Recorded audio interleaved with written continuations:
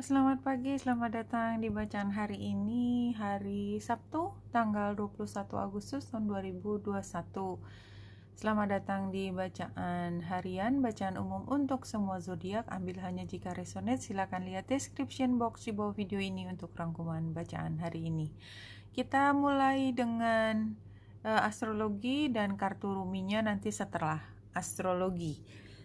Kita lihat nomor 1, Grand Trine antara Saturnus, South Node, dan Venus. Dan bulan kan jalannya cepat, jadi lebih pagi sebelum jam 12 itu bulan ikut gabung dengan Saturnus, dan dia sekarang ada di 11 derajat di pukul 12 siang. Venus ada di 6 derajat, jadi sebenarnya tepatnya gitu sekitar 5 derajat ya pagian. Itu jelas ini adalah perfect Grand Trine. Kalau dengan Lilith, Aries, Ceres. Jadi kalau kita lihat di sini ya, ini tidak lebih mudah melihatnya, tetapi kita lihat bahwa di sini ada fungsi lain, yaitu North Node, Ceres, dan Lilith. Ini udah cerita kemarin sebenarnya, tapi jangan lupa bahwa kalau disentuh ada aktivasi lagi, maka kita perlu untuk memperhatikan. Dan Grand Trine-nya adalah dengan Venus, karena Vesta ada di Libra 15 derajat. Jadi agak siang, agak sore gitu, bulan akan trine dengan Vesta. Oke, saya akan cerita sedikit tentang maksudnya apa di sini. Saya akan lihat ke sini. Jadi kalau kita lihat juga sebenarnya di sini ada gambar layang-layang kan ya, karena Grand Trine itu juga membuat segitiga harmonis dengan South Node. Ya, jadi kayak layang-layang. Ini sebenarnya adalah masa di mana kita fokus pada strategi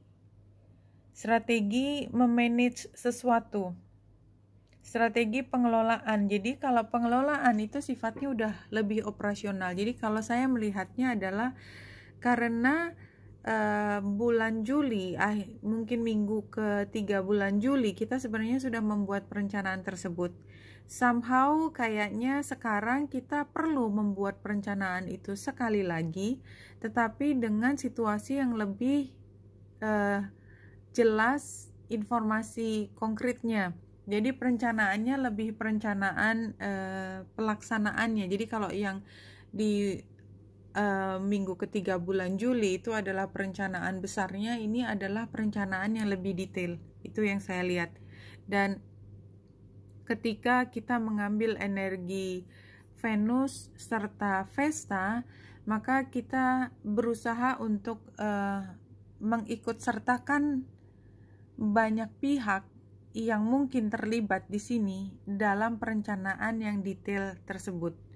Dan termasuk pihak-pihak yang sebenarnya selain membawa manfaat, tetapi juga kita perlu sangat berhati-hati. Jadi ini kalau saya melihatnya adalah ketika kita harus berdiplomasi dengan pihak lain yang kita butuhkan, tetapi kita harus berhati-hati dengan agenda atau hal lain dibalik dari terbukanya kita atas kerjasama ini. Ya, if that makes sense. Ya, kira-kira seperti itu. Anyway, ini semua adalah untuk kita supaya lebih dewasa ketika kita bisa bekerja sama dengan orang yang tidak harus berada di dalam satu kubu, tetapi bisa membuat multiplikasi, amplifikasi dari apapun rencana kita menjadi jauh lebih keren gitu ya. The Lion and the Deer, exactly. Jadi ini ada dua pihak yang sebenarnya nggak sepenuhnya bersama. Barangkali ini juga karena di tengah minggu ini kan ada dua kubu. Somehow kedua belah kubu ini bisa mencari titik tengah. Ya, mencari titik tengah, menyedot semua energi negatif entah sementara entah enggak, tapi yang jelas yang paling cantik permainannya pada saat ini adalah bekerja sama dari dua pihak yang very unlikely gitu, yang enggak banget gitu. Tapi anyway, ini dasarnya kan adalah pertemanan. Somehow ini hanya bisa diselesaikan dengan persahabatan, pertemanan. Kalau ini di antara dua negara, atau saya melihatnya memang ada cerita agresif di satu negara di mana satu pihak begitu ingin berkuasa karena ada kekuatan yang diambil dari situ. Sorry, saya ngomongnya agak blabbering, tapi saya ingin mengatakan bahwa somehow kedua kubu ini menemukan satu tujuan bersama, yaitu kesejahteraan banyak orang, ingin mengurangi seminimal mungkin collateral damage, apapun maknanya di sini, dan mencoba untuk bicara di tataran yang ringan, gambar burung.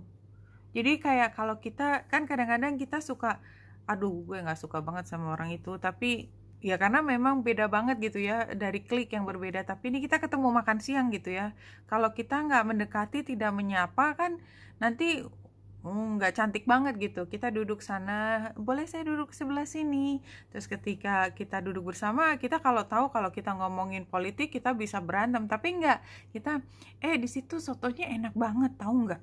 Iya, memang. Tahu nggak soto yang lebih enak di mana? Jadi yang diomongin itu adalah hal yang ringan, tetapi ini menunjukkan bahwa ada pertemanan, ada hal lain yang bisa menjadi kesamaan, commonality-nya di luar keberbedaan itu, sehingga ketika masing-masing mampu mengajak ke tataran yang lebih ringan tersebut, ada yang lebih bisa menyatukan, tidak harus yang menjadi fondasi dari perbedaan ini. It doesn't matter, kita manusia mampu melakukan hal tersebut, maka kita bisa keluar dari masalah yang tadinya kayaknya udah masing-masing pegang pisau gitu loh, kira-kira gitu, udah mau saling serang, tapi enggak, bisa duduk bareng, dinner bareng, makan siang bareng sambil ngomong kiri kanan gitu ya, kayak gitu kira-kira situasinya seperti ini, The Deer and the Lion. Dan itu terlihat juga di gambar chart.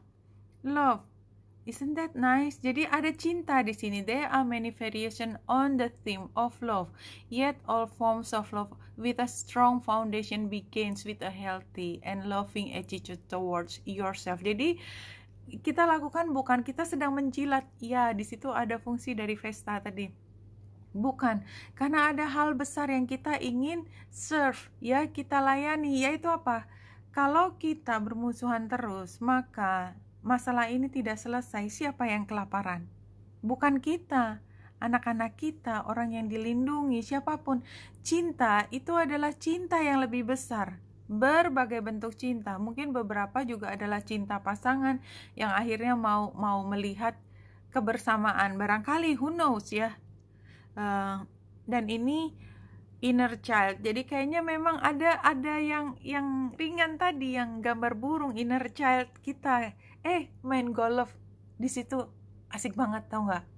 Atau main tenis, apapun itu kan sesuatu yang ringan. Yang tadinya kemarin kan kita ngomong kayaknya berat banget gitu ceritanya, tapi ini sebenarnya adalah divination, adalah kebesaran hati kita untuk mau menuju ke titik temu.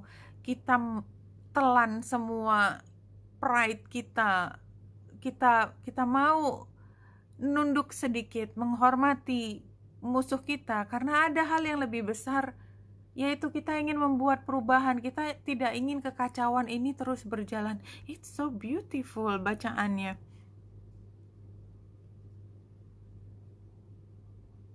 Apa di sini? Iya, ini perubahan kan? Sudden shock, destruction, questioning beliefs, chaos. Jadi memang situasinya sebenarnya situasi perubahan yang nggak tahu, chaos, kacau ya. Kemarin sudah cerita tentang kacau. Challenge-nya adalah personal power, intention, will, resourceful. Jadi di tengah kekacauan pun sebenarnya kita punya kemampuan untuk memanifestasi sesuatu. Kita punya personal power. Tetapi kadang-kadang kita miss itu karena kita fokus bukan ke diri sendiri, tapi kepada kekacauan tersebut. Ini adalah advice-nya 10 of Wands, responsibility. Jadi kita fokus pada tanggung jawab kita. Siapa sih yang kita panggul di pundak kita? Kan gak cuman kepentingan ego kita, tapi lebih banyak orang. Itu obligation, kewajiban kita apa? Supaya kita mampu melindungi orang-orang yang kita harus lindungi. Outcome-nya, ya ini, sekretif. Memang gosip sih, gosip disconnected from sexuality ini, tapi intinya adalah kita punya responsibility, kita harus bermuka manis dengan pihak tertentu, tetapi itu harus dilakukan demi kepentingan bersama. Konsisten juga kan masih dengan temanya cerita hari ini. Kita lihat satu pesan dari Spirit untuk menutup bacaan hari ini. When you discover that happiness is within you and nowhere else, you will no longer look for it outside yourself. Ya, semuanya kembalikan ke diri sendiri. Walaupun rasanya berat berhadapan dengan orang dan kita bermuka manis ngomongin hal yang remeh-temeh ya, but ini adalah courtesy ya, dan ini banyak sekali menjadi pembuka jalan untuk semua situasi yang kacau di kancah politik, apapun. Kita sering melihat itu. Politik tidak harus politik praktis di negara kita, tetapi politik di kantor, politik di rumah tangga, itu politik juga, karena kita berusaha untuk menyelamatkan sesuatu, menyelamatkan perkawinan, menyelamatkan kebutuhan anak kita. Kadang-kadang kan kita juga tahu anak kita pengen HP misalnya, tapi bapaknya atau ibunya kayaknya kenceng banget gitu. Somehow kita bermanis-manis sambil nawarin, siapa tahu kalau misalnya dia tetap dapat HP, tapi ada cara bayar tanda petik dari anak kita untuk earn gitu ya, untuk mendapatkan HP itu tidak dengan cuma-cuma. Barangkali seperti itu kan. Wanita Indrasari di sini, semoga membantu. Salam hati dan cahaya.